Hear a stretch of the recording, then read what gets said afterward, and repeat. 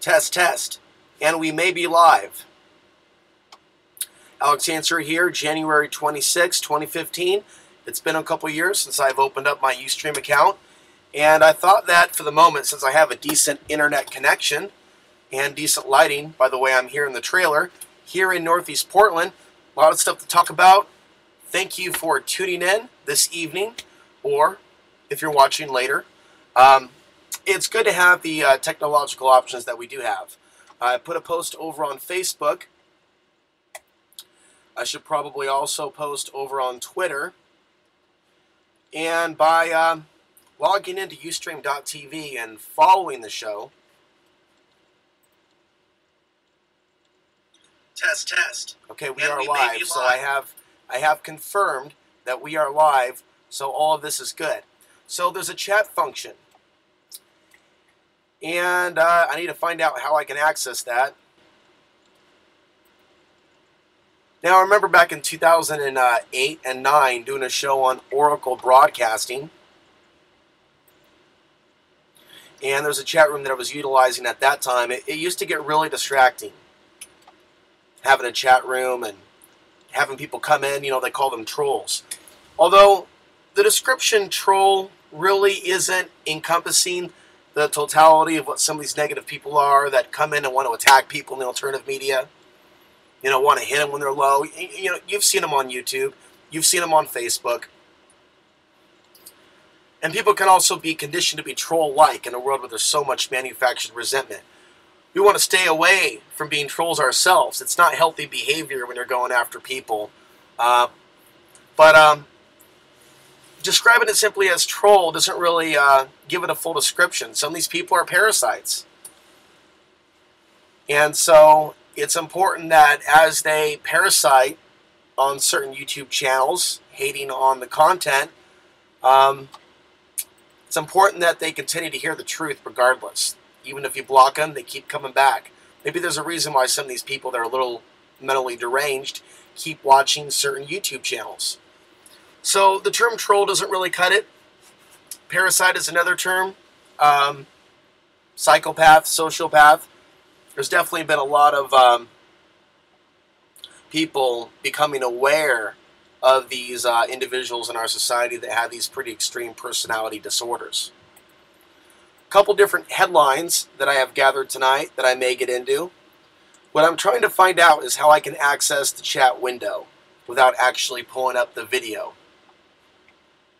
And I'm thinking that some of these topics that I may get into tonight, I'll cut up and put on the YouTube channel. So it seems like everything is rocking and rolling.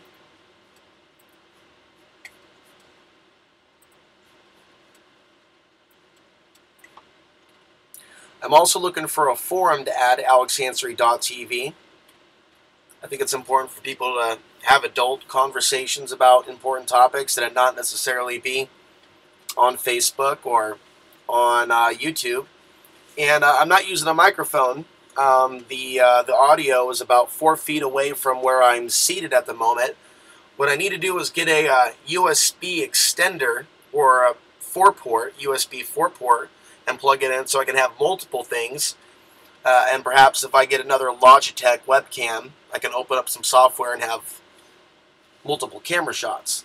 Of course, that would be more work on my part, but because I only have so many ports, I don't have the microphone plugged in tonight, so hopefully the sound quality is okay.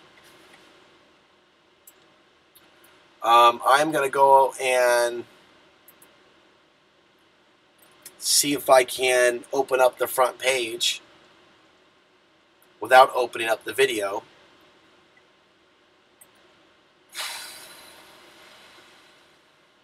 But the idea for tonight's segment is a segment called Ask Alex, where people ask me questions and I answer those questions. And by being prompted, if you will, it might lead me to think about certain things. There's certain conversations that I've had with people over chat, although I really don't like to text that much on Facebook, but I enjoy a few messages here and there. But I really don't like a lot of back and forth.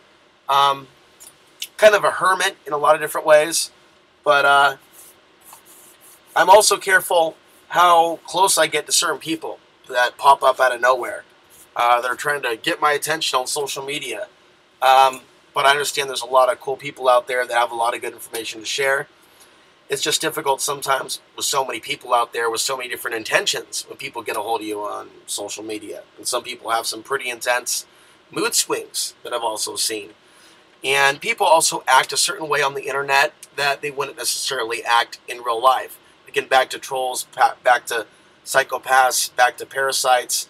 You know, if they were actually there in front of my face or in front of your face, a lot of these people that act a certain way on the internet, well, for one thing, they wouldn't do anything at all. They wouldn't say anything because they're too cowardly. So that brings me to some of the points, some of the things that I kind of want to talk about. I mentioned some pretty controversial things in some of my recent videos discussing relationships and women in today's society. And I want to talk about dealing with hateful comments or mean-spirited people, or how I try to deal with it on a mindful level, people that respond to my content. I'm aware with some of the things that I'm discussing, especially with relationships, that I'm pushing buttons, a lot of buttons, and people are getting upset. And it's important when people hear criticism that they don't take it personally. As a man, if I hear about programming amongst men, I'm not going to take offense to it if that programming is not something that I show myself or demonstrate myself and my behavior. So I'm not on a battlefield killing innocent civilians, but there are other men in the society that are. And it's perfectly okay to criticize men in this world that are willing to murder for no reason whatsoever. I think it's important for people to be critical of people that are serving this draconian system. People need to think about the direction that we're on as a country. People need to think about repercussions. People need to think about cause and effect, causal factors. So in my opinion, it's perfectly okay for women to criticize men when they see that programming. In fact, I think it's their responsibility. And I don't think that enough women are in today's society. So, you know, these are things that I think I need to start talking about more and more. It's refreshing to see some positive response, however, from both the male and female audience members that are hearing some of my more controversial views on relationships. And nothing pisses people off more than getting very, very real. There was one person that flipped out on me today when I posted over at the Occupy Portland page. And this feminized looking stoner, not to put down stoners or feminine men, but he just had that ultra like, oh, dude, whoa, whoa, dude, and, you know, and there's that sexist video that got uploaded recently on YouTube. And I'm playing that video by Paul Joseph Watson, adding some of my own commentary on this whole thing called MGTOW, or men going their own way. And there's a lot of videos you can find on YouTube where, you know, different men are sharing their experiences and what they're seeing in society, the changes in society. Because there are a certain amount of people that are noticing that something's changed. Something is different than the way it was a few years ago. And it's how we interact. It's how we relate to each other. And I think that people were getting along a little bit more a few years ago. I really do. I really do. I don't think it's always been this way. I think that what we're seeing now is unnatural. It's unhealthy. And simply said, there's not enough love in the world. Doesn't matter what generation you're in, what age, what color. It doesn't necessarily even mean or have anything to do with, for that matter, where you are on the planet. We see that Japan is plagued with all kinds of social ills. I keep laughing about that story that I read about Japanese women getting into nice guy porn, you know, and those pictures of dudes making out with pillows. It's the imagination goes in some interesting directions. So where the hell was I? Haters gonna hate, and there's a reason some people take offense. It's because the things that I discuss are hitting those buttons. So basically, if I'm discussing women that use men, and a woman's hearing this, and she's never used a man a day in her life, and it's like such a foreign concept. Like, I can't believe you're discussing this. It's an attack on all women, or sometimes people say really absurd things, get defensive, and make it a gender issue. When you're really talking about personality, when you're really talking about programming, when you're really talking about the unconscious direction society's going in. Some people get defensive when they shouldn't. The only reason I could see someone getting defensive is if the very things that I'm talking about relate to them specifically. So no wonder they're getting offended. So maybe instead of getting offended, they should think about why they're offended and why they might need to change their behavior instead of just being rude. So, not to put down stoners or people with long hair or people that are in Occupy or anything like that. But this guy just had I can't believe we're friends on Facebook. His response to my Sexodus video. He posts my video on his Facebook page and he's like, look, all my friends, I came across this really crazy person on Facebook. I can't believe it. It's just so crazy. Whoa! I'm like, good job, buddy. Good job. Good luck with that. Because, there's like what I'm learning is we have to resist this temptation to join that spirit of retaliation. Ooh, I'm going to get back at that person, going back and typing. And I see how long people have these dialogues on YouTube in the comment section. I never have long discussions on YouTube, be it of a positive or negative nature. I try to comment or respond to positive comments or rate them up or somehow interact with people that are putting out positive energy. And I'm working to turn my focus away from those that want to distract with their negative energy. I've already come to the awareness that some people throw their negative energy because somehow or another, whether they're aware of it or not, they want to stop the information. They don't want to hear this perspective anymore. It's like after that guy watched my video from the Occupy Portland page, it was like something started to happen to him. He was like, and who knows? Maybe all he does is sit around playing video games and watching porno. And again, I'm not trying to be judgmental, but I'm saying something about reality that's got him like so upset that he's like, I can't believe somehow that we were friends on Facebook. And he got that angry, he's got that beard. Again, I'm not putting down people with beards. I'm putting together the whole package. He's Mr. Pissed Off Occupy Portland dude who just can't believe that there is this unique perspective on relationships. And he gives me a little piece of advice. I need to look into women's studies. Oh, okay. Deep breath. Deep breath. We're going to change gears here in just a minute. Again, this is the first Ustream that I've done in over a year. If tonight has a positive response, basically, in the comment section, or I don't even know how many people are viewing. I don't want to have too many windows up because I don't want to throw anything off. I don't want to jinx it. But this whole setup is fairly new. Couple things from the Goodwill.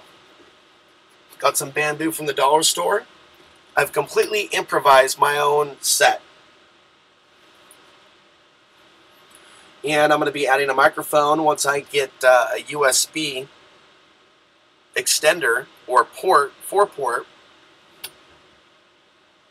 so I can have multiple things plugged in. Then there's also something else that I added to my trailer. And by the way, what you're hearing right here is the heater. But having the heater on actually helps me focus because outside of this trailer there's constant foot traffic, believe it or not.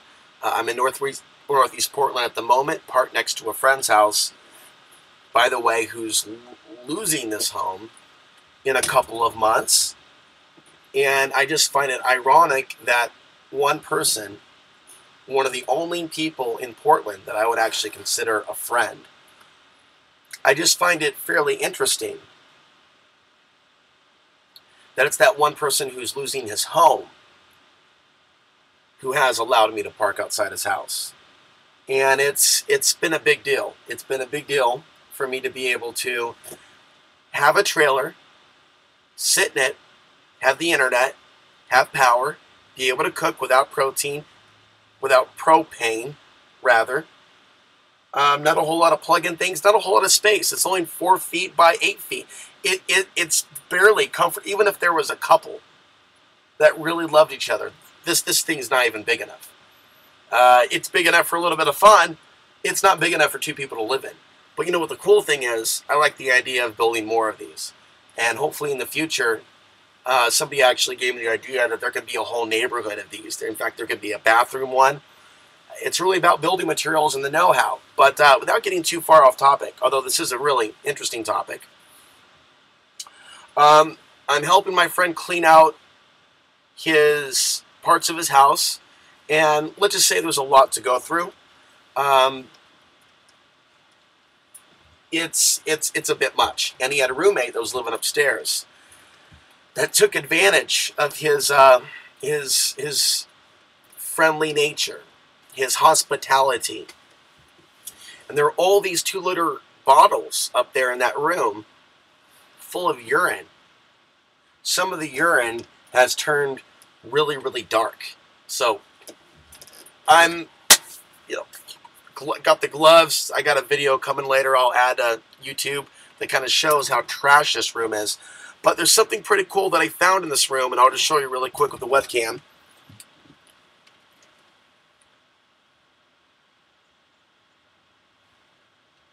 Oh, here we go. Right here. See this? And see this? Here, let me back up. There we go. So it's this type of mounting thing. So I've got the laptop sitting on top of this rather, and I'm actually finally getting a better internet connection by having it raised a little bit. Before I had it this whole time on this sitting on this oatmeal, this raw oatmeal container. This oatmeal has definitely seen a lot of electromagnetic radiation, but let me go ahead and set this up here.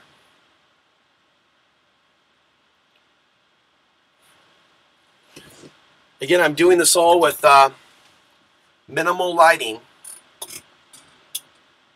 I need to plug this back in, and in a moment here I will go to the Ustream page and see if there's any comments. I think the delay, I'm not checking Facebook. I am only going to be looking at the Ustream page.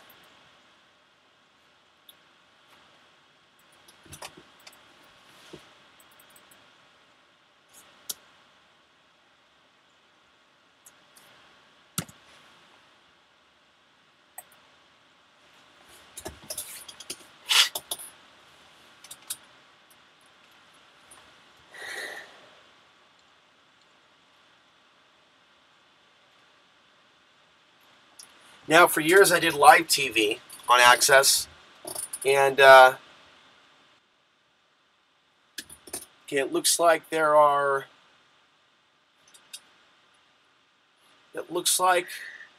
9 viewers. Okay, I'm hitting pause on that, so I have my window. Okay, so I am now in the chat section. I don't know how good the frame rate is. We are still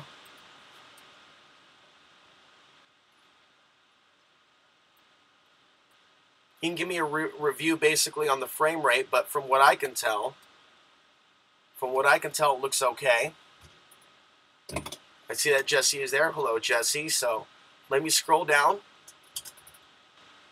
Okay, so we have 1 person tonight, and that's good. Got to start somewhere. You know, the beauty of this is building something from the ground up. Now, I don't know how long I'm going to be using this UStreamTV, but, you know, I've been all over the web looking for decent platforms so I can monetize the videos. It's really difficult to do. You can learn more about it on YouTube, but obviously if certain videos have enough views, you know, there could be some return. Being that I'm in a home-free reality, and it's difficult to ask for donations, and people really like to tear apart, especially people like me, if that ever comes up, because they're looking to attack any way they can, because of the things that I talk about really upset some people, especially people that are programmed by the society. So any way they can call me a beggar, any way they can call me a junkie, any way they can call me a thief, they do and they will, and they pop up all the time in the comment section. You guys don't necessarily see it because they're blocked right away. I don't necessarily get the same shit that other people do. I necessarily haven't had to deal with sabotage or channels taken down or other things, but I've had to deal with a bunch of bullshit. What's creepy is when you get close to certain people and they become like your cyber stalker, you know, or if you block someone, you know, they'll end up on all your websites, you know, commenting 1 million times on your videos. It gives you a certain level of insight into how crazy some people are. And, you know, it ruins it for other people in some cases when we put up our defenses and we don't get close to certain people because of all the craziness that we've seen. So, you know, I try to use a little bit of discretion, because sometimes we think we're making the right decision with some of the people that we're talking to, our company, for example, and we could find out that we're making a big mistake. At the same time, we can also block or defriend or get upset with someone that really has been our friend the whole time. You really shouldn't get upset at all because, you know, and I've made plenty of mistakes also. I'm quite a hothead. In fact, I don't really apologize for it. I kind of, I plea insanity. No, I plea super stressed out. I plea, hey, don't blame me. I was born in Portland. You know, every time, and let me just go off to another side route here. Somebody talks shit to me and says, oh, we've got another anti-Portlander. Just say, hey, don't blame me. I'm from this place. Maybe that's what's wrong with me. Maybe they should, oh, that, yes, Alex is from Portland. That explains it now. I'll tell you what. Thinking about moving and going somewhere else in March. Thinking about Colorado, but I want to make sure it's the right decision before I go. Welcome to Baron.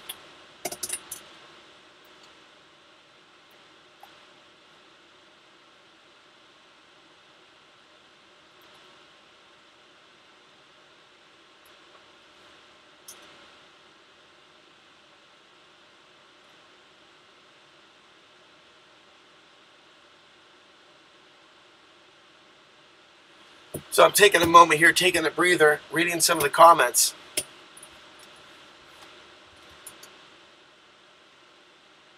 And I'm tired, so it's taking me to actually read it, but Russell Brand.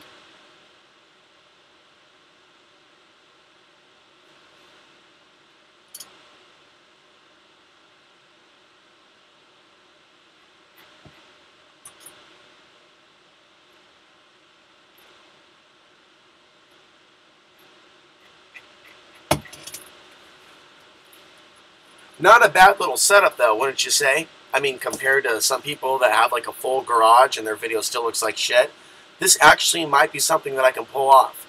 So if there's any way I can actually make some money off of ads on Ustream, just let me know, or any suggestions. If you think this is the best website to do regular live streams on a regular basis, let me know. If you have other suggestions, let me know. I don't know enough about Russell Brand. I think it's funny when Troll Station pranked Russell Brand. Russell Brand! Oh my God! I grew a beard because you grew your beard. If you haven't seen Troll Station, Troll, if you will, Russell Brand, check it out. But I remember posting that and somebody just blowing up at me, like no sense of humor. What is your thing against Russell Brand? He's done more than you do. You know, people love to just go there. Oh, he's done more than you. You know, I think that Russell Brand, I haven't listened enough to his interviews. His whole look, his whole thing just kind of turns me off. Anytime I see people get really popular, you know, and they're all talking like this, like, yes, I'm an intellectual revolutionary. Oh, yeah. Oh, I've got all of my whores here. I've got all my fans. And on his fucking belt buckle. Was he really married to Katy Perry? And so you hear things like this, you see the rhetoric and go, oh God, we've got another Pied Piper. And I think that there are some fairly intuitive people on the planet that don't necessarily know if they're intuitive. When people actually get that, oh, there's something about this dude that just doesn't seem quite right. But it's actually a specific question that I was asked. Does voting matter? Are we just participating in our own enslavement by placing our votes? And, philosophically speaking, I agree with that.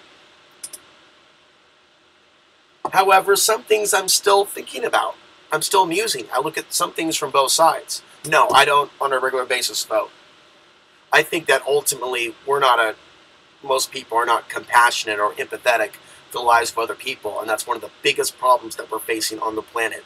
And people started giving more of a fuck about the things that they're doing in the world. That would fix a lot of things. Just voting and sending your ballot off to sea and hoping somebody reads it in the sea of chaos that we're in and vote fraud. Voting is certainly not enough, and a lot of people vote just so they can cop out from real responsibility. Oh, I'm just going to vote, and hopefully someone will read my ballot and actually do something about it. But at the same time, I really got to get some BPA-free containers.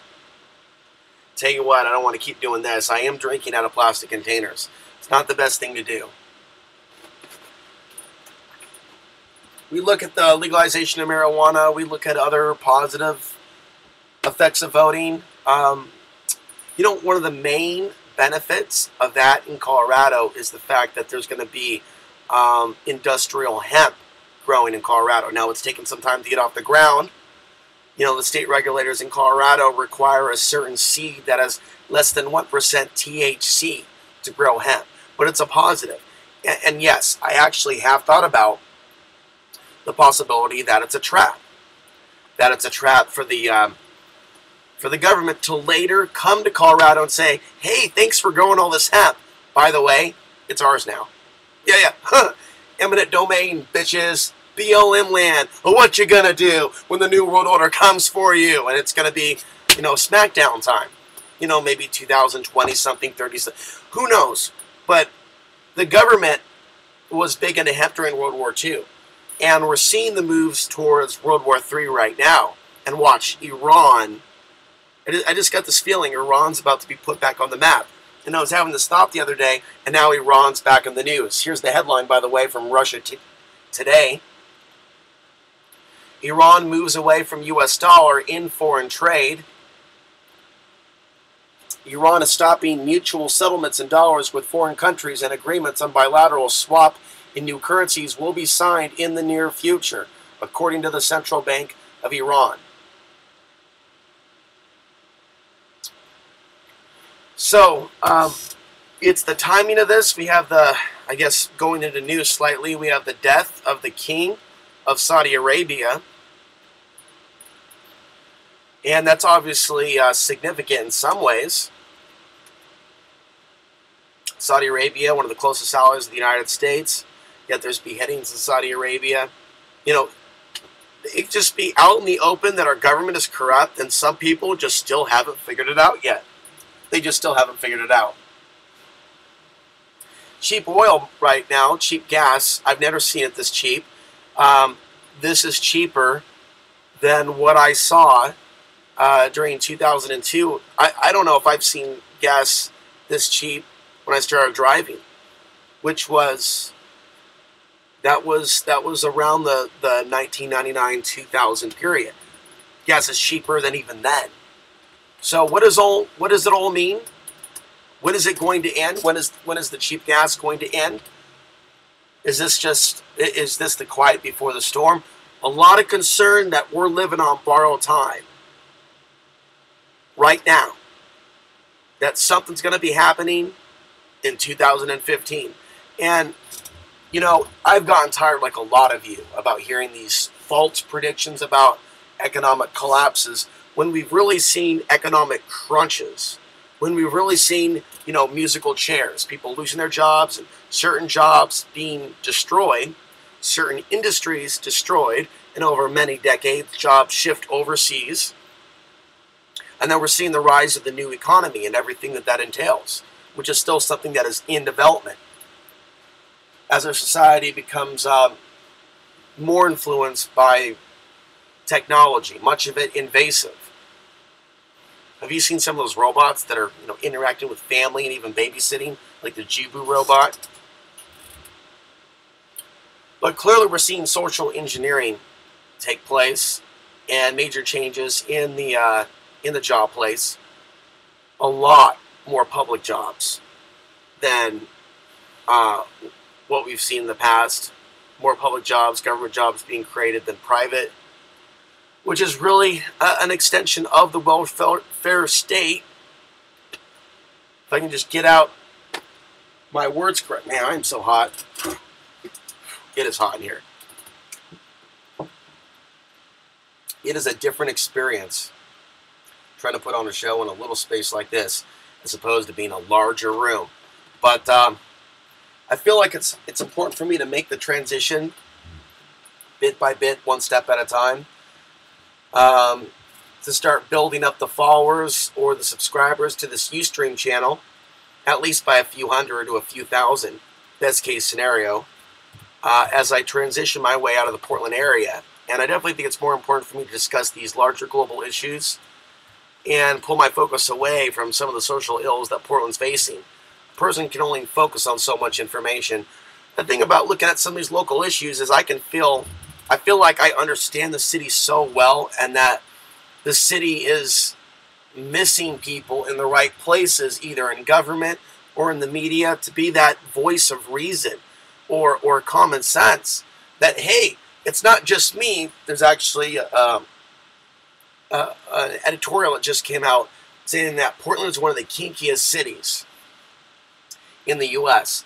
And there's another report saying that a well-known protester in Portland has been accused of rape, and he's been involved in some of the more disrespectful activity at some of the Michael Brown Ferguson-related protests in Portland. Like that time, and this is in my last YouTube video, where protesters, just fringe protest, a small group, went to Peacock Lane, and some of them were singing "Deck the Halls with Rows of Dead Cops." Fa la la la la la la la. Oh, great! Act like a provocateur. Give something for the media to seize upon. What I'm saying is, I can speak against that, and that could seem really controversial. Or I can talk about other things like Portland's dark side and seem way out there. And in this last year, especially in the last month, I've seen a lot more voices in the media, local media, Willamette Week, Portland Mercury, in some cases. There was a cover story on the explosion of transplants in the Portland area, and they kind of drew it and described it as like a chaotic scene. It's like, in some cases, I feel like I'm a man before my time, where I'm talking about things and people are like, yeah, you're crazy, and then later on, other people come around to go and say the same thing. But I don't hear people say, well, you were right, or you're not crazy, or, I used to think this, but now, people used to do that. But society's changed, and even when people know they're wrong, they don't necessarily say anything about it. They want to be right, and they want to be pissed off at the messenger. And even if they're proven wrong, and even if they hear perspectives from others that, yeah, actually Portland is a really twisted, kinky place. Yes, the sex trafficking problem is getting worse. Yes, this really is a new California invasion like nothing that we've seen before. Yes, the local city hall, Portland City Hall, also known as the Portland Mafia, is absolutely corrupt and is primarily working for the real estate interests, and I'm sure many others. Which reminds me, there's not a lot of updates on Terry Bean. And Terry Bean is a real estate tycoon in Portland who was arrested in the last month, along with his 25-year-old boyfriend, for having sex with a 13-year-old boy down in Lane County, which I believe is Eugene, so it was outside of Portland. You didn't see anybody protesting that. Not in Portland. Silence. And I've been trying to pay attention to the Terry Bean story. I go to Google News, I type it in, I see what the latest is, and I still keep seeing that November 25th story from CNN. And you know what it is? Top Obama fundraiser. Right. He was the top fundraiser for Barack Obama from the state of Oregon. Boom! Sex with a 13-year-old boy. He also happens to be the head of a gay rights organization. And this in no way, as I'm sure if you know, is an attack on gay people. But isn't it funny that we keep seeing people like this in positions of power? This is a part of Portland's history. And this is what I've been trying to get through on Access TV. I mean, you see the passion. You see just the intensity. Like, folks, don't you get it? Because, just in case you don't know, and I'm sure a lot of you do, when I'm on Access TV, I'm talking to a Portland audience that, for the most part, a lot of these people watch TV. A lot. They watch a lot of TV. A lot of them are watching CNN. They're watching Fox. They're watching entertainment. They're watching movies. A lot of those movies are propaganda. So, in the remaining weeks to months that I'm in Portland, I want to keep bringing up these Portland issues that deal with society and let synchronicity do the rest. Because I know, I'll share a story here in a minute, but I know from testimonials from people in the past in Portland, when people have tuned in at a certain moment. And that one story I was going to share is, one day I'm going hiking somewhere. I'm at a river in Sandy, Oregon. And these guys are there, and this guy recognizes me. He's like, "You're that guy. I was watching your show on Access TV, and the craziest thing is I was sleeping, and the TV was on. It was on the Access TV channel. Your show came on, and you're yelling at the top of your lungs, and the show's playing in the middle of the night, like 2 o'clock in the morning. It's a rerun. I'm yelling for people to wake up." And the dude was actually sleeping. I actually woke a dude up yelling, "Wake up," and my show was on. And the next day, I just randomly am at the spot looking for, a place to stick my feet in the river on a hot July day. And this guy's there. And he was with a couple of friends. We went to McMiniman's out in Troutdale for a few beers, and then I just came back into Portland. Synchronicity, the craziest things. I never saw him again, and in many cases, it's not necessary. It's just an exchange of energy, just an acknowledgement of another human being. And having a moment of conversation with someone that is somewhat aware, that happens to be, for whatever reason, at the right place at the right time to have that conversation. The universe sets up a lot of interesting stuff for us. I know a lot of people don't believe that, but I've seen a lot of evidence of that in my own life. So my point is, I'm thinking about, relevant issues in whatever, in the remaining time that I'm doing the show in Portland, because of the synchronicity that does tend to take place. There isn't a lot of response. There's way more response from some of you on the web, but I haven't seen much response from people that watch the show. But I still feel that it's important to do, regardless of that, regardless of the fact that I'm actually home free somewhat, although I got the trailer, regardless of my challenges. I feel it's important because there is good somehow coming from the activity. From saying things that are so outrageously unpopular. Because it is helping some people realize that these things are taking place. That are city, for example, to focus more on Portland. Isn't that perfect utopia that people believe that it was when they moved here? Super safe. Affordable. I don't think that we have a great reputation for a better place to work. There's always been a little bit of struggle, a lot of musical chairs when it comes to the workplace. Portland itself has gone through a lot of recessions. Or said another way, Portland itself seems really affected by some of the recessions that we've seen.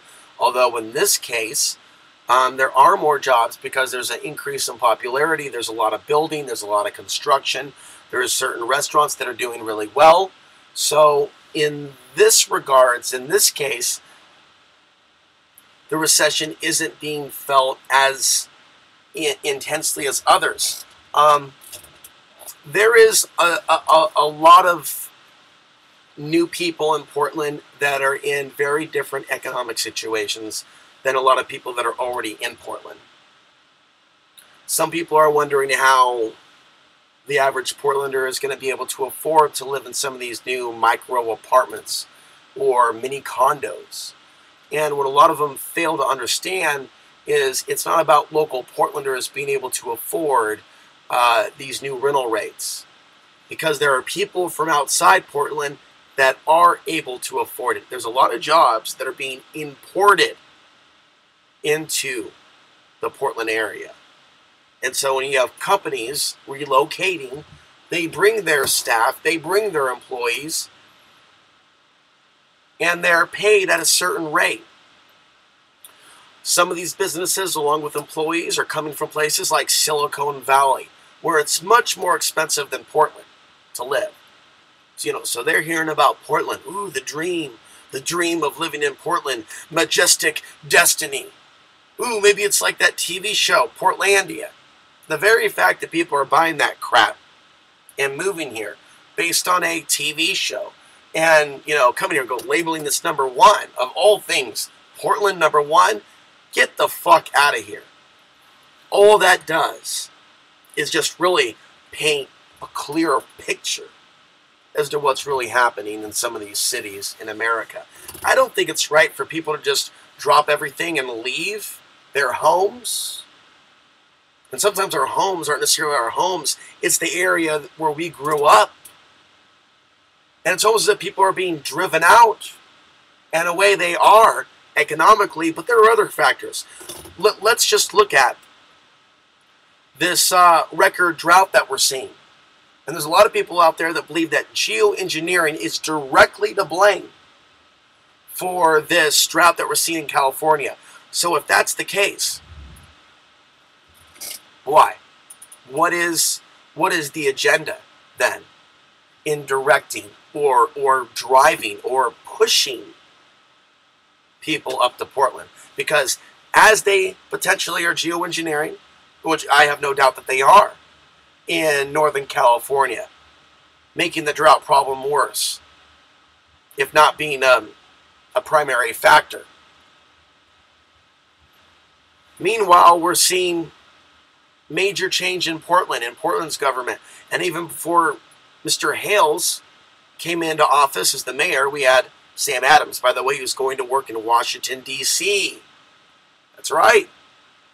Former mayor of Portland, Sam Adams, is on his way, promoted, if you will. He's going from being the mayor of Portland to working for some climate change organization in Washington, D.C. And there were talks that Adams gave. I remember seeing them on YouTube. They were uploaded by Mike Bluehair. I don't know if they're still up. It would be nice to find those links, where there were discussions about smart growth. That sounded a lot like Agenda 21. The people like Mike Smith and others that were more familiar with the topic at the time, and hearing these buzzwords. And those that came to this public meeting where people were talking about this. And a lot of people in Portland are of the demographic. You could say a lot of them are Democrats. A lot of them are into the idea of being progressive. You have a lot of Obama supporters. You have a lot of micro apartments that are being built here. It seems like Portland's incrementally turning into an Agenda 21 style mecca, if that makes sense. An Agenda 21 style mecca, where young people come from all over the world that are immersed with technology, and people are experiencing this rat race of life. There's so many different things that I think are going to happen in the city. And it seems to be more of a crazier place than a place full of a lot of benefits and advantages to living within it. But I will say that Portland is also a difficult place for people that are down and out to escape, to leave. You know, once someone is in an apartment or once someone is used to being here, you know, it does actually say a lot about the rest of America if this place is seen as number one. And even though there's some issues with the police, it's far easier to be homeless here than, say, some of the other major cities in the United States like Dallas, Texas, or others.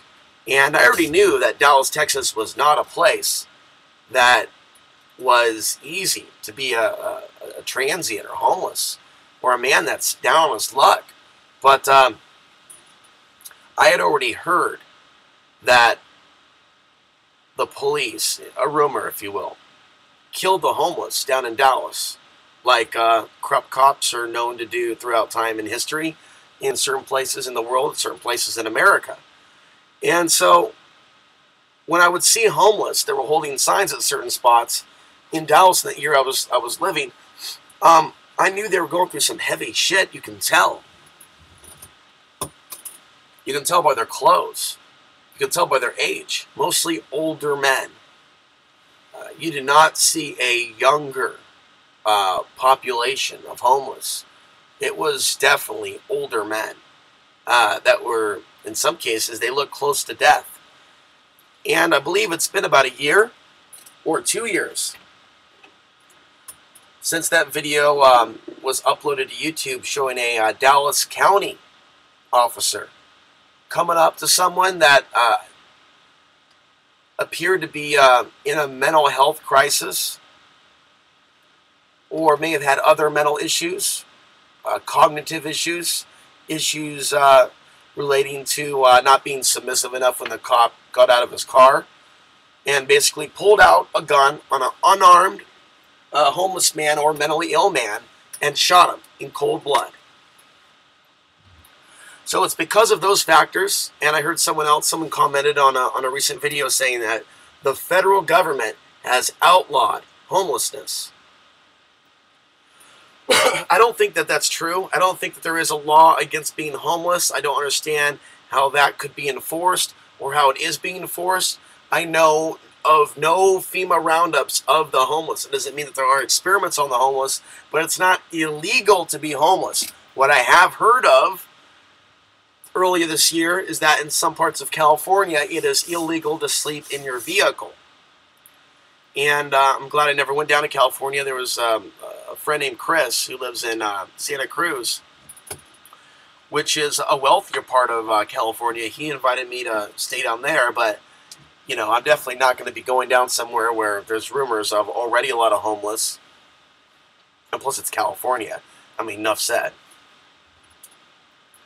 And I just don't want to have any problems with the cops. So later in the year, or a few months ago, I heard that they changed that, or at least Los Angeles did, so where it's no longer illegal.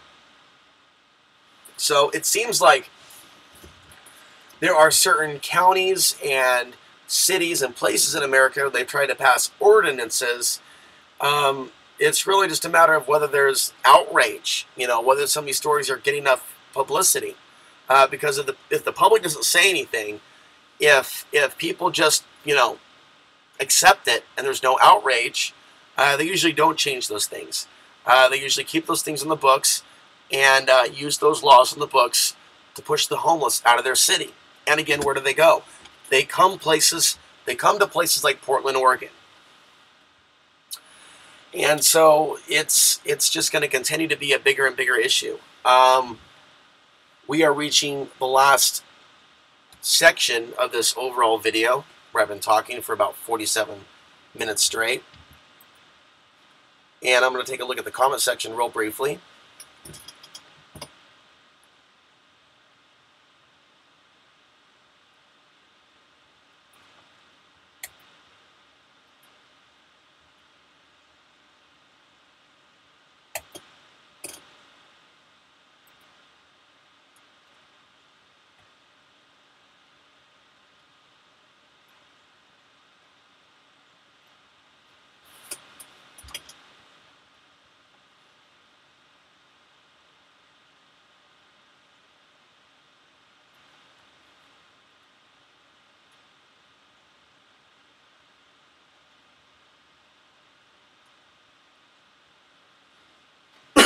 So, Baron, as the show grows, if I intend to keep doing this, there may be more people that come in and want to chat. I found that I can get really distracted by certain people in the chat room. That's not the case tonight, but just speaking on experience from doing online radio and Chatingo and things like that.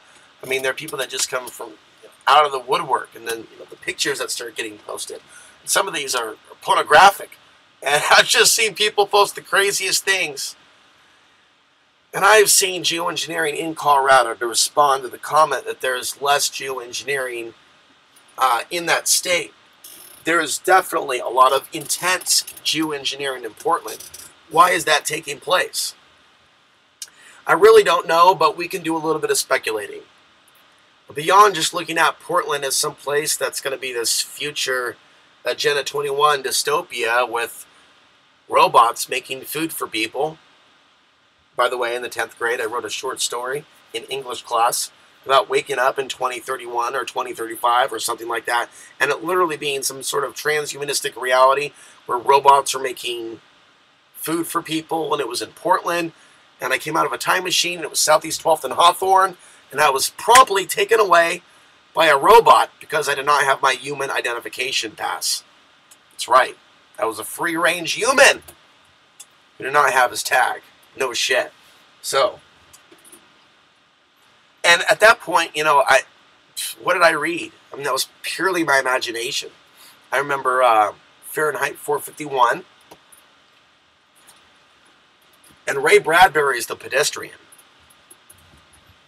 I do not recall having to read 1984 in high school, but I just pretty much came upon those ideas on my own. And when we look at geoengineering, as I mentioned in a earlier video, this could very well be something that's taking place to terraform the planet in some of these cities to where only certain humans are able to live in those environments long term. And what kind of humans? We can speculate, and some people don't want to speculate, but let me just say, sometimes the intuition will guide us towards the truth, so we can't demonize speculation completely. I think that we need to have healthy conversations about some of these topics. Now, in Colorado, there was chemtrailing or geoengineering that, believe it or not, I saw off the grid. It wasn't every day. It was not nearly as bad as it is in Portland, but it still was taking place. I'm sure that there are chemtrails up the ass, so to speak, if you will, pardon my French, in Denver. And in no way, shape, or form do I want to be living in Denver. Denver is like the crazy fucking sister of Portland, or brother. I don't know which one we would get the masculine or... Denver's the brother. Portland's the crazy sister who's on some weird meds because there's some weird shit in the water.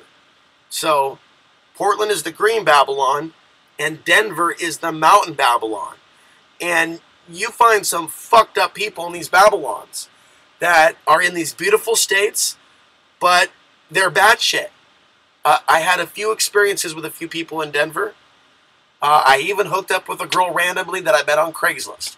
Okay, you heard it here first. And as soon as we started having sex, she started to cry. Okay, and I had to end it, and it was awkward. Okay, okay, I just shared that with you.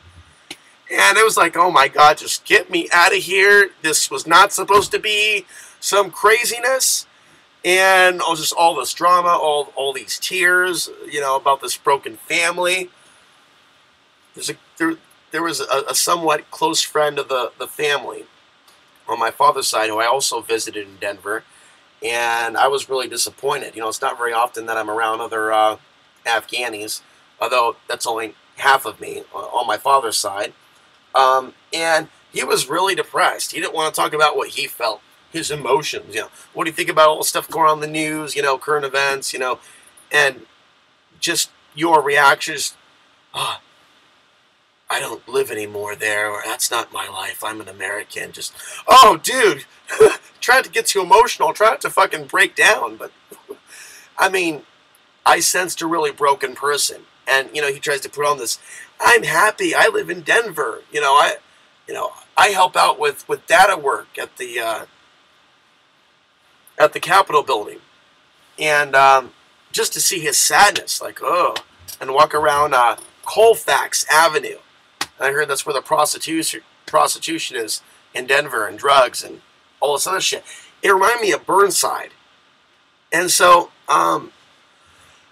people hear me describe this green Babylon in Portland, and a lot of people have this knee-jerk reaction, and they're like, hey, every city's like that.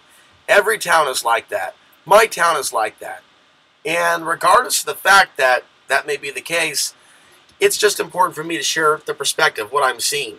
And if we're starting to see similar things across the board, maybe we can start connecting the dots as to what's actually happening in society. When we also start to hear about these trends, the breakdown of relationships and manufactured gender wars and, increase in certain types of crime, when we start to see these patterns of human behavior across the board in all these different cities, we need to start looking at the larger picture as to what's causing some of this madness. We have to look at the factors. And yes, some things in this universe or world are random, but a lot of things, I believe, are a part of a larger design coming from certain causal factors. We certainly see patterns in society when there's more wars and drive-by shootings and violence in society. I was debating briefly with my friend Bill about this. He believes that, there are no, super spiritual factors or some things. Everything is just based, in a physical world, and that is that. And the only thing that we can look at with some of those things is the recession. For example, violent crime, homeless assaulting people in the street. There's a rise in some of those stories in Portland recently. And despite the fact that there are a few people in Portland that talk about it on a intuitive level, even though there's many so-called psychics and, call now, I'll lie to you, 666. 503-666. A lot of bullshit, counterfeit psychics in this town, and hypnotherapists. And yet, I don't see people with that intuition that are in that field really articulate the real Portlandia. And so when we have these solar flares, we go through solar maximum, somehow or another we're affected more in this portal of a place. And it's probably not by accident that I was born here. Probably also not by accident that I was born around the time of Mount St. Helens erupting in 1980. I feel a strong connection with that time period, and in fact that solar cycle. And so through my own feelings within my own body and my common sense and imagination and intellect making up the rest,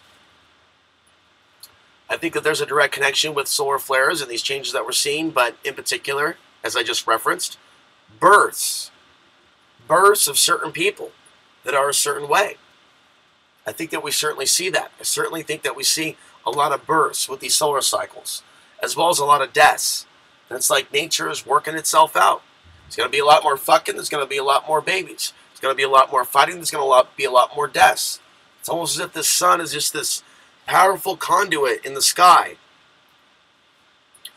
where there is just souls leaving and forms of life coming in. Okay, that's pretty deep. Ooh, ice cream headache. Okay, let's see if there's any fresh comments.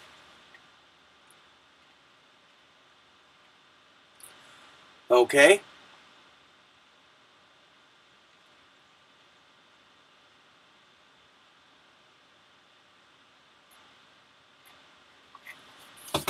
And what I'm going to do, I'm going to continue on here for a few more minutes.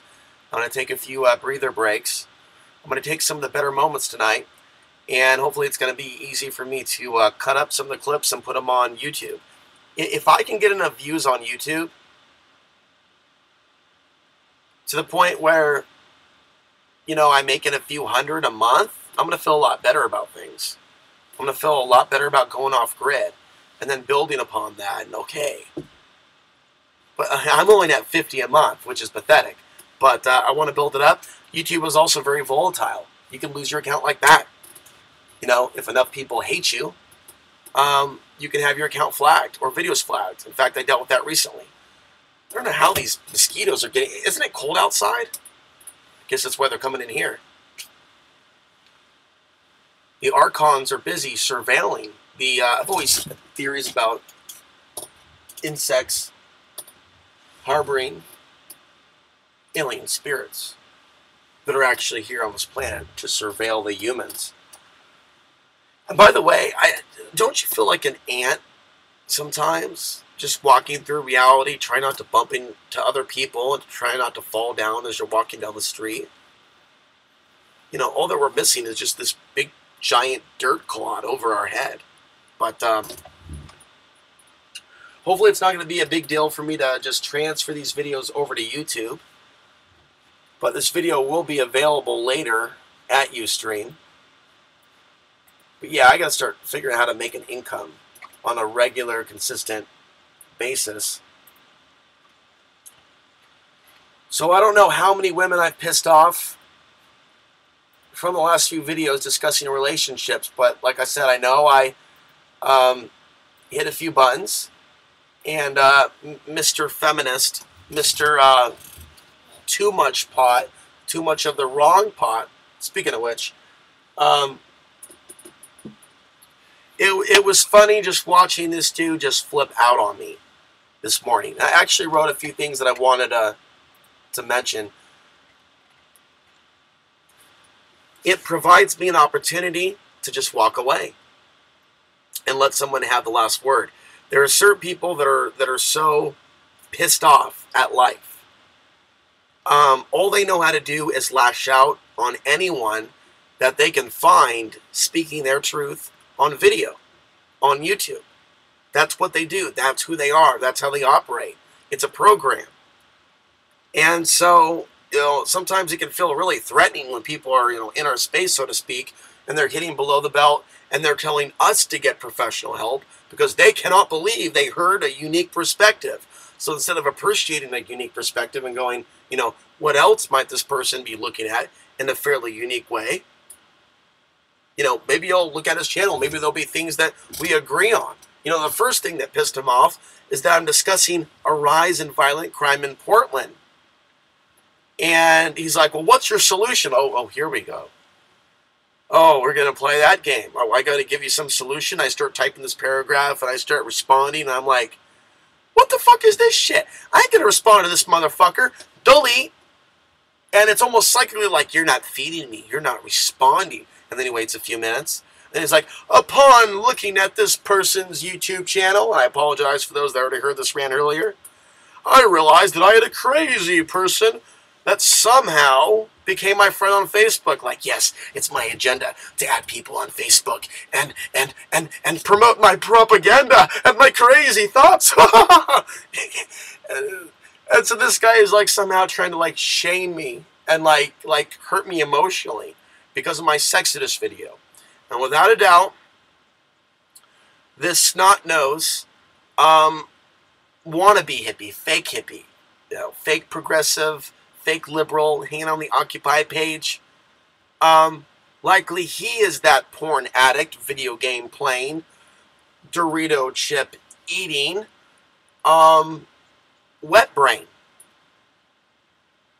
who has been pussy whipped to the point of no return. So of course he's going to just flip his shit simply because he was exposed to my content, and now he's never going to be the same. Because as you know, a person cannot unhear something once they've heard it, and so he was affected so greatly by a unique perspective that he just had to try to shame me and hurt my feelings on his Facebook page by going, guys, we got a crazy, whoa, whoa, whoa, whoa, whoa, whoa, whoa. I've heard it all. I heard it all. One time I posted on The Real News, which is a YouTube channel, hey, I like your work, blah, blah, blah. And he's like, yeah, but who are you? Oh, you're Alex Answer. You're crazy. He's like, what? Like, you know, what the fuck? So, I think what I'm trying to get at is that I'm getting so used to it, and I'm starting to see the pattern, That's bothering me less and less and less. And I'm also noticing that when I'm about to make strides in my life or get deeper into a certain topic, that's when people really flip their shit. When I really get honest, when I get over my own fears of what people might think about me, and I take that extra step and I go deep and I go, I need to share this perspective, even if I know that it can bring some backlash. It'll still bring some peace of mind to me, knowing that I overcame that fear of what would be said to me in response back in my direction. And so that's why I went so out there, so to speak, discussing this gender war and so many men being left behind, because women, a lot of women, not all, some of them that are really deep in this matrix, nothing makes them more angry when they hear this truth. They don't need to take it personally. I'm not talking to them, and they know that. But the very fact that some of them do, as well as this gentleman, even though he's really a boy, we'll be nice to him. And so they're coming across information that they should consider. They can attack the messenger all they want, as they say, sticks and stones, because they will never be able to unhear the perspective that they've heard. And they do not have the power to emotionally hurt me or shut down the message when I don't give them the power. And that's probably some of the best advice that I could give. You know, some people ask me questions, Alex, how do you deal with family? How do, you know, a lot of those are kind of cliche. I guess the real questions we should be asking is, how do we keep moving forward? Or as Rocky said, in Rocky 6, it's not how hard you hit. It's how hard you can get hit and keep moving forward. And so, whether some of these trolls, mind parasites, narcissists, psychopaths, whether they know it or not, they're almost operating subconsciously on a program to attack and attack and attack until they shut someone up through shame. There's other ways people are controlled or targeted, by the way, in this reality, and it's being pushed into exile. And what I've learned recently, by reading just a few portions of a book that I just bought, which is about my ancestor, Khwaja Abdullah Ansari, I think that there is something unique about the Ansari bloodline. I've always felt it. And I think perhaps there's a reason why my parents met.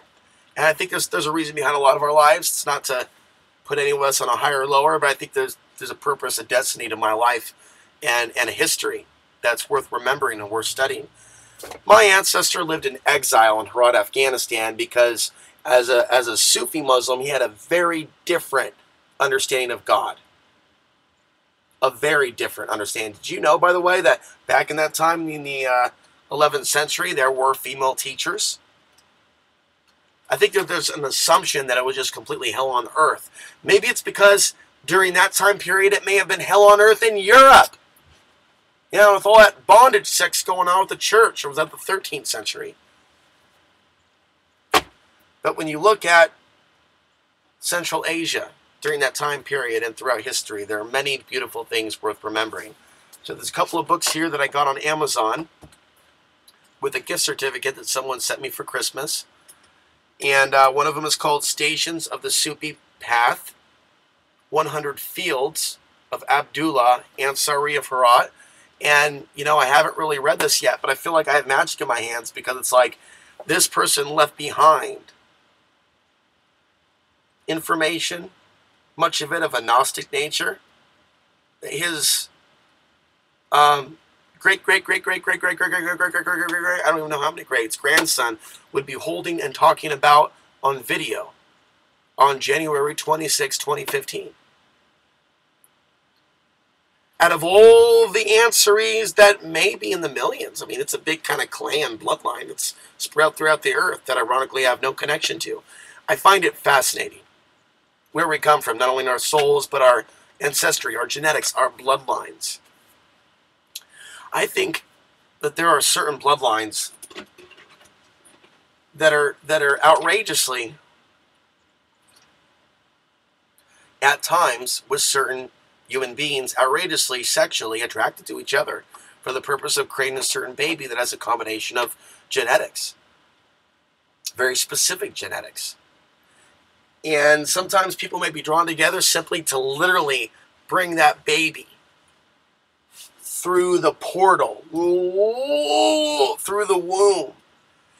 And knowing what I know, without getting deep, about the relationship between my mother and father, what little I know, it sounds like it was just meeting up a few years, followed by pregnancy and marriage,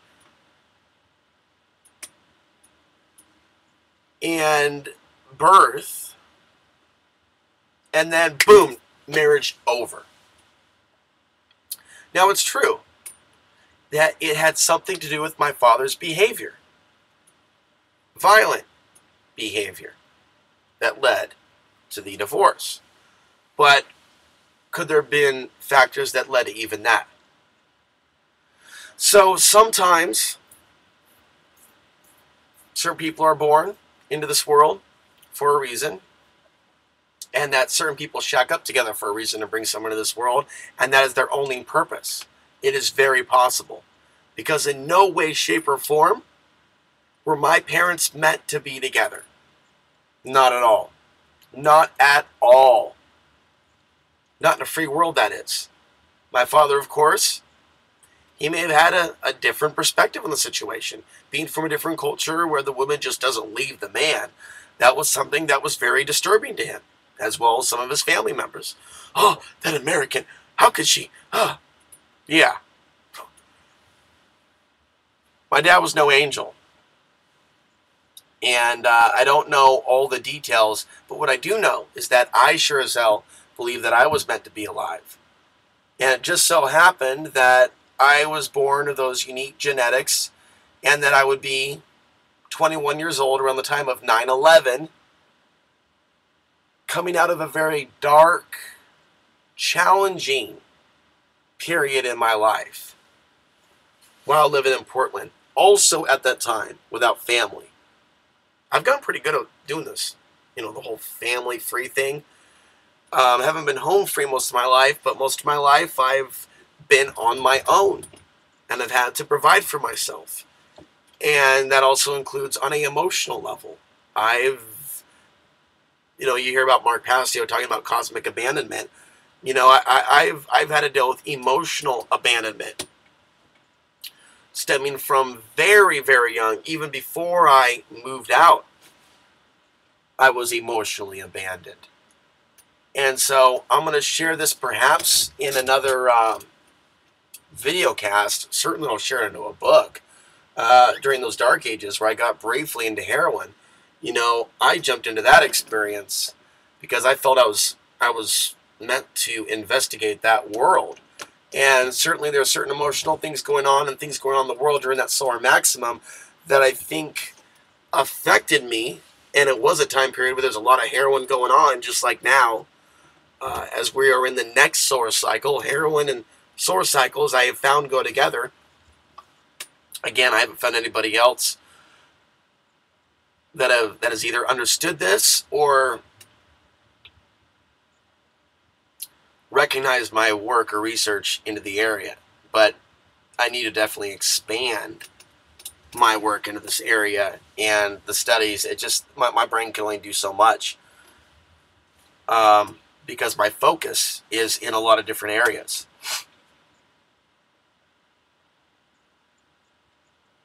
So, during that period, it was like I was meant to experience those dark ages or dark years in a really intense, quick way. And then once I stumbled upon truth, during the period of 9/11 and following that, and the research and the deep spiritual journey, I guess, that started to begin around 2003, a full year before I actually was fully clean. It gave me a lot of time to think, and then learning about the government running drugs and learning about some of these deceptions. Then later on in life, as I evolved beyond AA and NA, which I think is important for all to, thinking more about where addiction comes from and how backwards a lot of these treatment centers are. And so, yes, in my youth, I briefly dealt with a major substance abuse issue.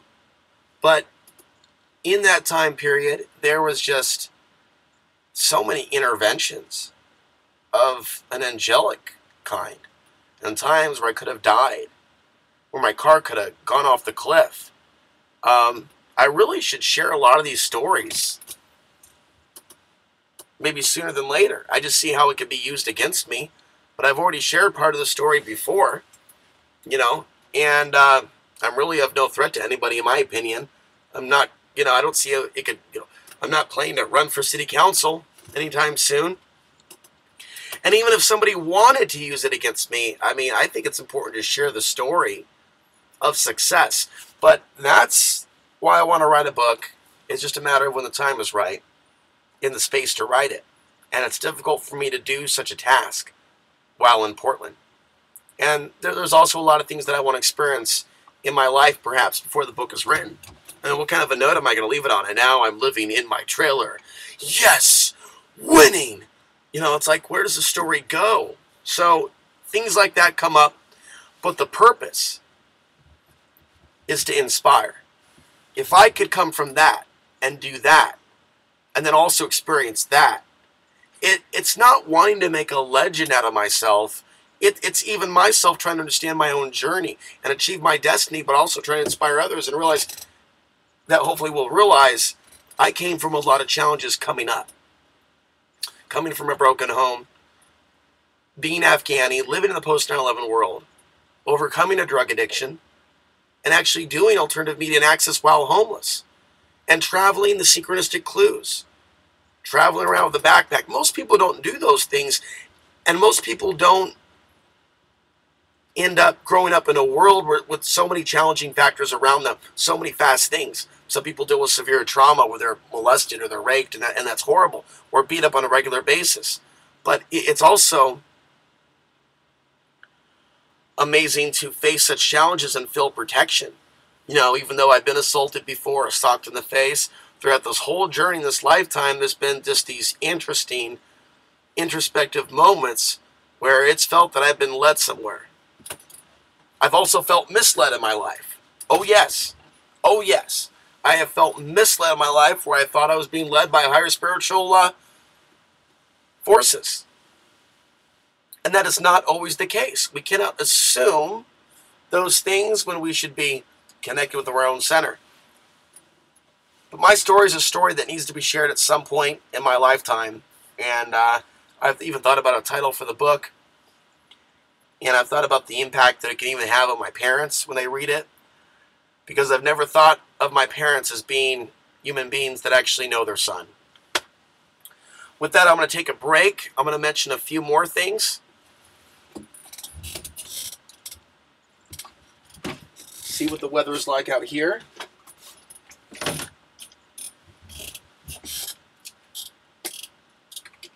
And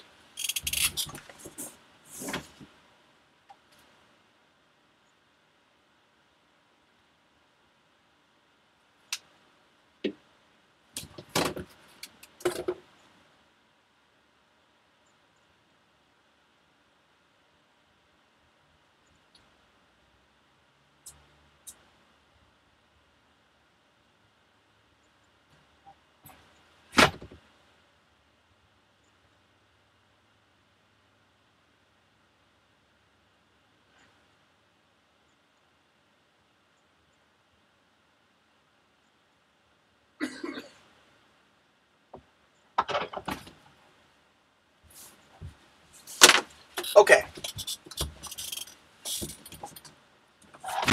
So I've had plenty of opportunity to shield negativity. And instead of getting into it with some of these mind parasites that want to affect us emotionally and shut down the information, I just block them, or allow them to block me and have the last word, and not even give them that emotional attention where I'm, oh God, oh, he won't even give me a chance. Fuck them. It doesn't matter how hard I work, I will never reach certain people that are going to be offended when their own programming is shook up. So the reason I'm trying to get hardcore lately, to reiterate, some of these issues relating to relationships, is that many of us as men have been programmed either through our mothers or certain bad relationships that we were in to be afraid of women, or women that we've dated. And it's my personal baggage, women that I've known, a lot of women from this region, Portland, ironically. That's why sometimes I connect the dots and I go, is it Portland? Even though there are women that also see patterns and men in other cities. It's just that I know the city so well that I feel like the way that we're living here, just like other places, it's affected women in a big way, which has affected how they raise their children and how they conduct themselves in their relationships. So through a lot of the negative experiences that I've had with some of the women here on Earth, from some family members to people that I've dated, I've gotten a more intimate look at the problem psychologically, emotionally, that a lot of them are suffering from. And I think that we need to discuss it more and more as we look at our own mental health. It's a time where there's people killing themselves, hurting others. There's a lot of suffering. There's a lot of needless suffering. And people should not forget about their own spiritual growth. There's no place for spiritual growth in someone's life if they're up on some sort of fake balance, saying that they're enlightened or that there's some sort of a goddess that they should be worshipped, that they need all these material things. There's nothing spiritual about those things. So people need to hear the truth whether they like it or not. A couple of things that I also want to mention. Sometimes people comment on my YouTube channel, and those comments that are positive are spammed. This is the type of climate that we are in, where people that hate people with positive energy and positive reinforcement, they will actually spam those comments. So I've actually had to go back and go approve, approve, approve, approve, approve.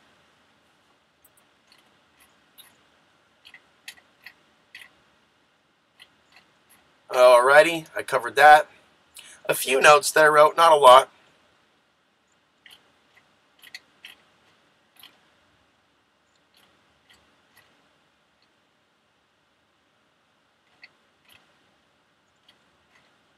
I think it's about time to call this to an end, to bring this to an end.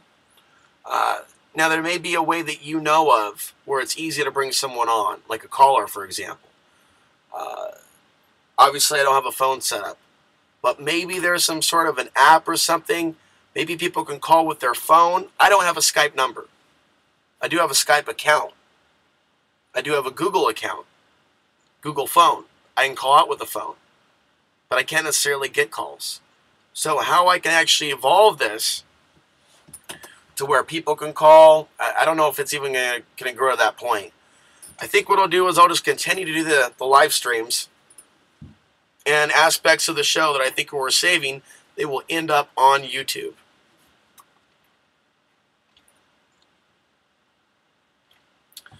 That is another important topic. I may address it.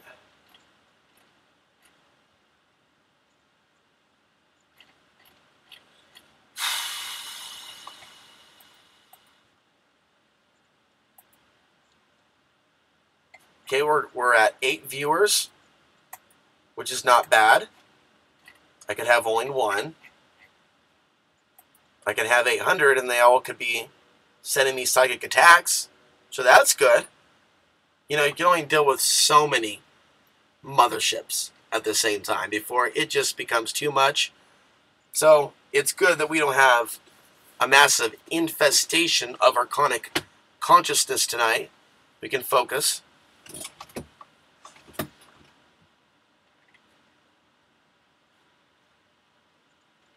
There was a lot of talk about these engineered mosquitoes.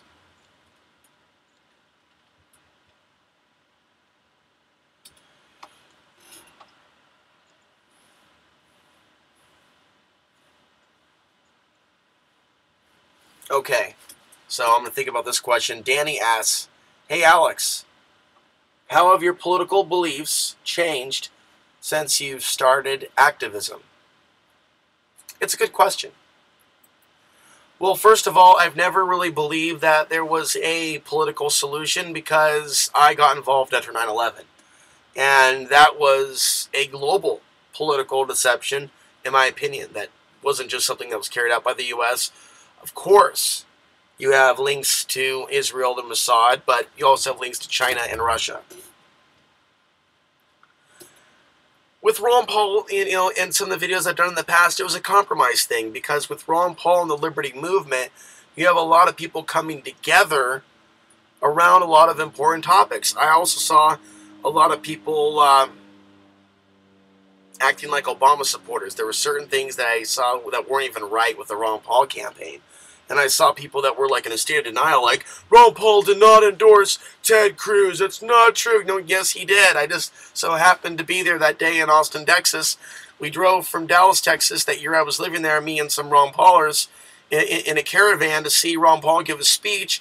And there he is introducing neocon Ted Cruz, that used to be a lawyer, by the way, for a Chinese corporation that stole blueprints from the United States. Not good shit. Not a guy that I would trust.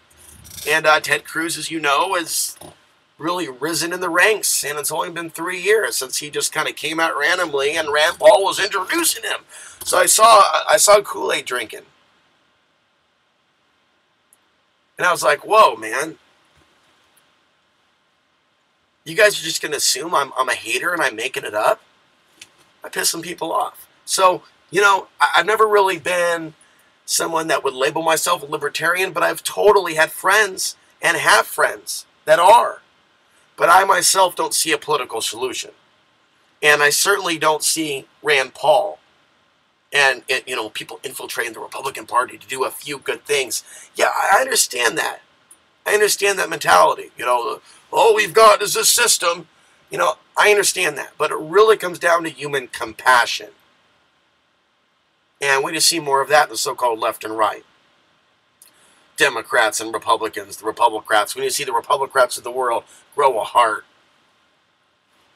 We need to see a heart beating, feeling for others. And not everything be a left-right issue. Like, what are you, Democrat, Republican? Is there a party that's emerged where all the very important issues are addressed and they're not called conspiracy theories? No! There's tons of gatekeeping in the Libertarian Party.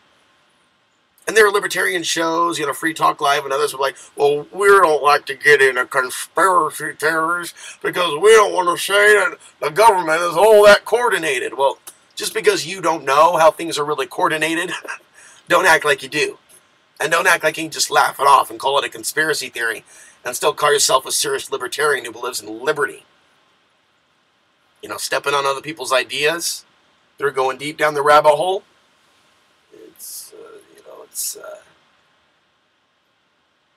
Closed-minded thinking leads to enslavement.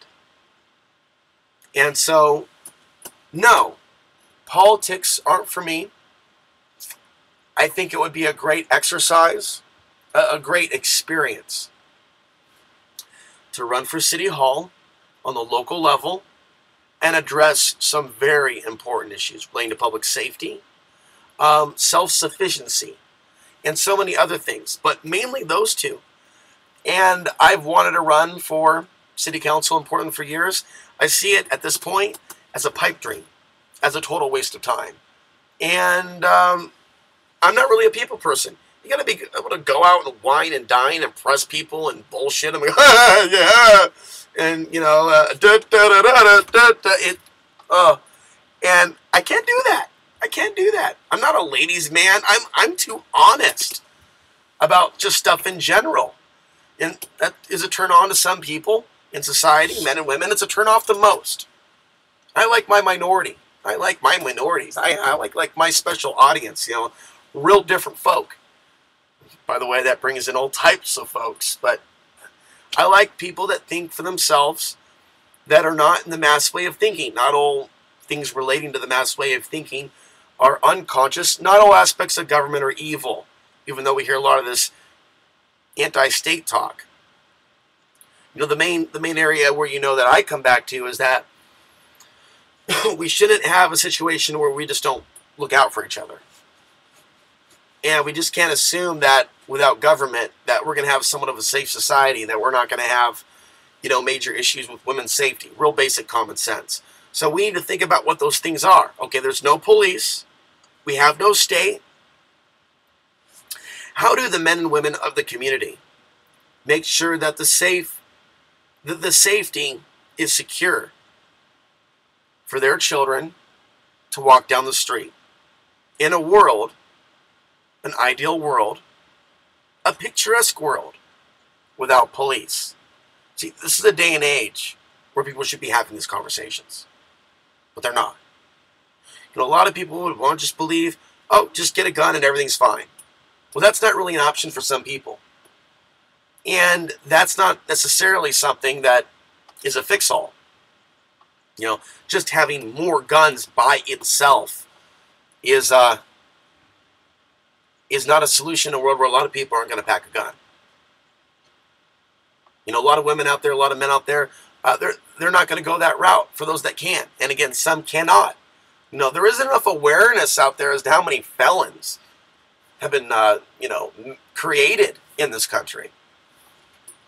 And felons can't own a handgun. So people need to take this into consideration. So public safety is an issue. And a conscious community would be an aware community.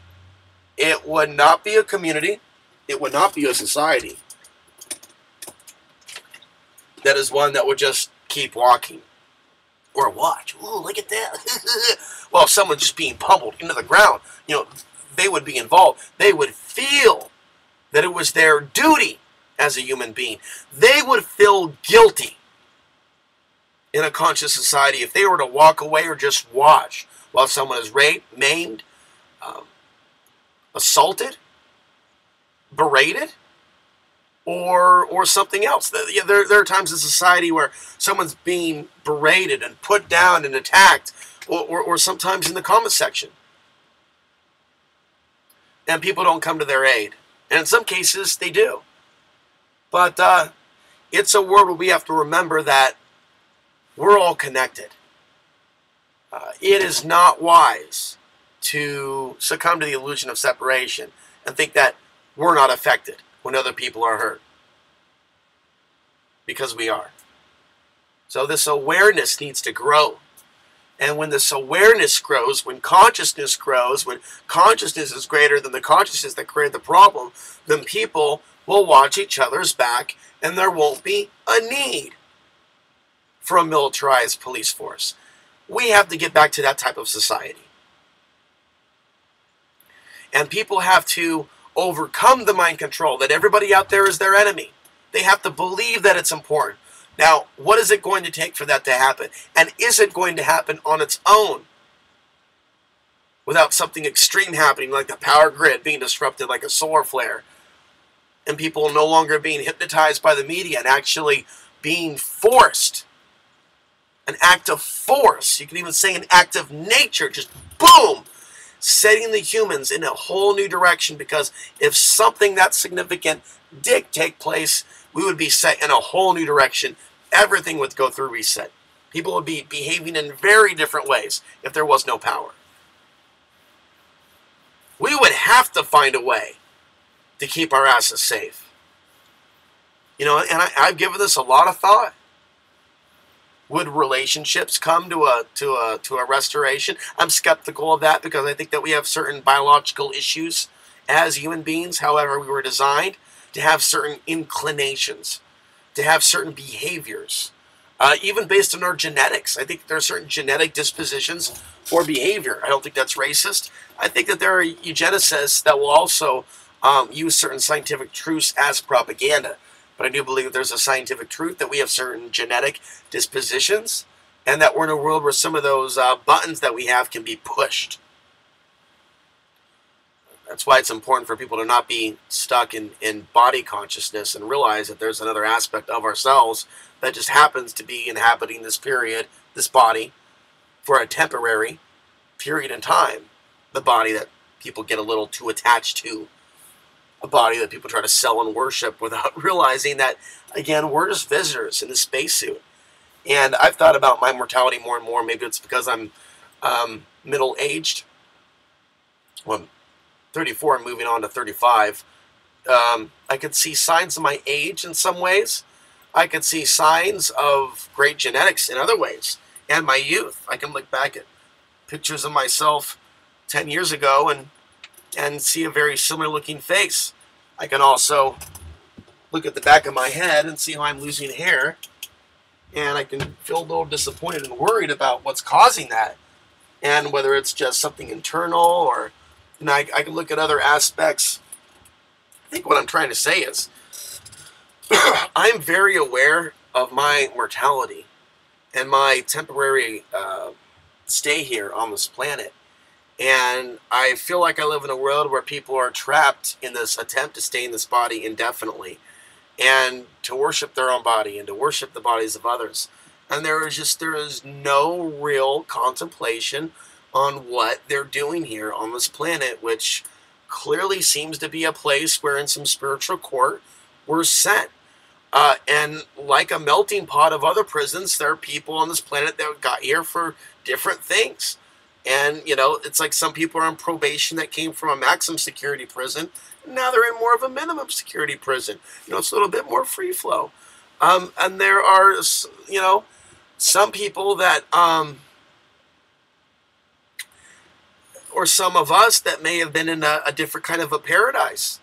And perhaps we try to do some tinkering, do a little manipulation, you know, with the knowledge that we accrued, you know, in whatever reality we were in. And boom, we ended up with limited creative abilities and in a physical dimension reality with certain limitations and certain aspects of duality that we have to contend with.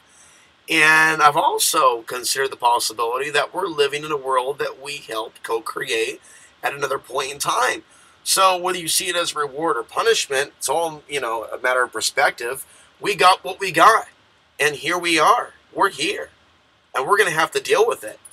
And I think that people should really consider contemplating what those things are that we got to learn, why we're here, if we're to not repeat this experience over and over and over. Seeing how many people are viewing now. And it's okay that we only have 7 people. And I think it scares some people to think about the spirit realms and why they're really here. You know, if they're not really ready to look at that, then they're going to reject it. And they're going to reject those that have different insights on the topic. So I'm trying to align my focus more, my awareness, rather, refine it, my antenna, to where I'm seeing the positive effect of my words or hearing it, and I'm not affected by those really nasty words that come to try to knock us off our focus, off our mission, to distract us and get us to retaliate, you know, and respond with a comment. And I've said some things that were out of line in some cases, and even recently, and I'm aware of those things. You know, it's really easy for us to get caught up. And again, I've learned so much about the traps of this world through personal life experience. That's what so many people forget. You know, I think I'm out there, you know, preaching fire and brimstone, you know, speaking up on a platform like I'm holier than thou. I'm my biggest critic. You know, I've come to some of my conclusions through personal experience, through my own mistakes, through my own challenges, and I think through some other things. You know, I think that we can really, by going within our own genetics and biology, understand the human condition we are in by feeling what our body feels on a deeper level, and understanding how our body has certain inclinations towards certain things. And I believe that we have a opportunity for evolution on a soul level by being quantum leaped into these physical bodies and being in situations and circumstances where we have a choice to make, free will, as to whether we're going to act like an animal and just feed on our fellow man, or whether we're going to find another way to fulfill ourselves, to bring energy into our body, or something to that effect. Anyways, I've said a lot. I'm thinking about bringing this to a close. There is definitely a need for an updated look at human psychology. And so that's one of the reasons why I'm delving into some of these topics. In another video, we'll talk about some other things. I'd like to thank everybody for watching. As I have talked about recently, an increase in violence. A future topic that I'm probably going to address is public safety advice. Really basic stuff. Other topics also, the Gray State murders. Gary Franchi has made a statement on Facebook that we should not rush to judge, make an assumption it's a conspiracy. I'm paraphrasing, because through interviews with friends, perhaps family, it appears that there is nothing out of place with the official story, that this was a murder-suicide. And I think it's good to not rush to make a judgment. There may be other possibilities that we're not currently aware of. For example, what I'm thinking about is mind control to commit suicide. The possibility of a mind hack. Is it possible? Is it likely that we now live in a world of high technology where those that would be interested in seeing this man no longer on this planet, working on his documentary, finishing the Gray State, is it possible that they would be going for a cleaner kill? And I think that it's something to consider in this day and age where the possibility is very real. Gray State, terrifying trailer, by the way. Some people enjoy that kind of thing. I think that what we're really facing is far larger than that.